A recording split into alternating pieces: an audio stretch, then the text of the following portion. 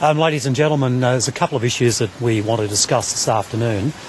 Firstly, some issues in relation to the ongoing circus so far as the government's supposed gambling reform is concerned, and secondly, which both I and Senator Bernardi will say a few words, and then secondly, Senator Cash wants to make some comments about the equal opportunity legislation which is coming before the Parliament. Can I say two things about the gambling reform?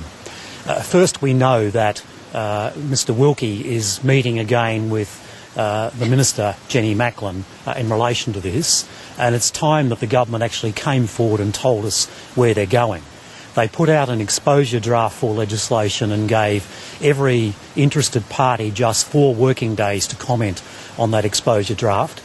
We know from many people that have spoken to us at that time and since that they're most unhappy with the exposure draft. The states in particular are unhappy with it, but so too are many in the industry, and indeed some of those who want more gambling reform are opposed to some of the measures in this. One thing that the government hasn't said is what the mischief is that this legislation is meant to deal with. Under COAG agreement, all the states and the territories are moving towards voluntary pre-commitment. If the states and territories are putting in place voluntary pre-commitment, then the question arises, why does the Commonwealth have to legislate for voluntary pre-commitment? Because that's what's in their exposure draft. So some explanation from Jenny Macklin and some explanation from the government about this issue should be forthcoming.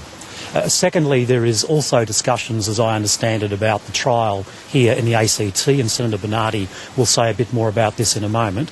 But again, evidence that we have from particularly the industry is that it's unlikely that they could put in place the actual technical requirements to run the trial in the time frame which is being proposed. But I'll hand over to Senator Bernardi to say a little more about that.